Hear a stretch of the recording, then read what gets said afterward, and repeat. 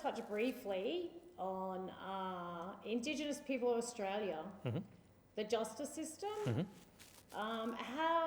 What's your view of how Indigenous people fare in the Australian justice system?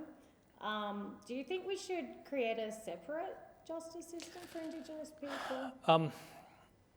Look, I've got to start by saying I'm not an Indigenous person, and I think that there's only so much you can understand about the experience of being an Indigenous person in Australia if you're not one.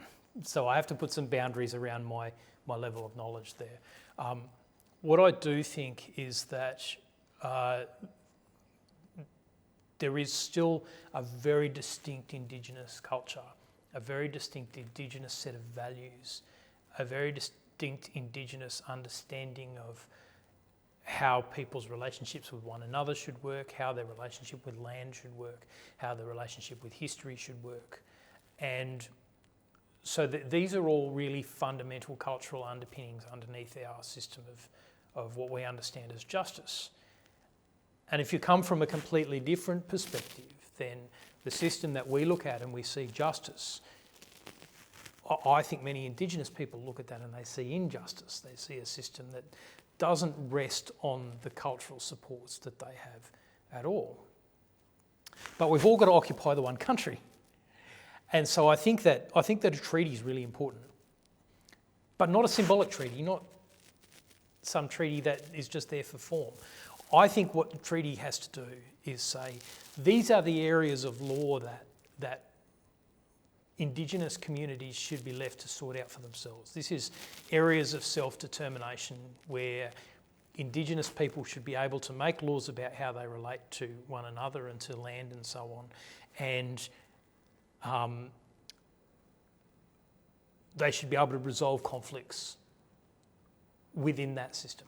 And then here is the system of more general law, so that we know through the treaty which are the areas that are going to be dealt with by Indigenous people using their own systems and their own ways, and which are the areas in which Indigenous people, like all other Australians, are going to be expected to submit to a general law. That's a conversation that we really haven't had yet, but that's the conversation that could be coalesced in a treaty that would allow an Indigenous representation of justice to occur within Australia.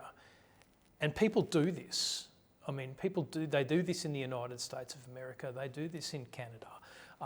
They have areas of the United States. I mean, you go to the Grand Canyon in the United States, you can go to the Grand Canyon National Park, which is run by the federal government. And there's fences everywhere and signs and so on to say, stay away from the edge, because all of US tort law applies there.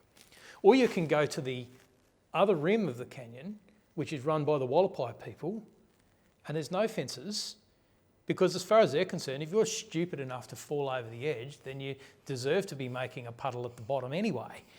So you can go right up to the edge, because this is their land and they have their rules and their ways, and if you go onto their land, then you accept that you're going to be subject for their laws for as long as you're there, in the same way that you would if you went to Indonesia, if you went to India, if you went to Ecuador. I don't see that we can't achieve something along those lines to give Aboriginal people their own self-determination in specifically selected areas of law, whilst also giving Aboriginal people the full rights of citizenship and full participation in the broader general law. I do think it's complicated, and I think that it needs, the more important voices in this would be Indigenous voices, not Marinac's voice. But I do think that a treaty is part of the solution, but the treaty needs to work out how our systems of law and systems of justice and all of the social underpinnings underneath that, how they relate to one another.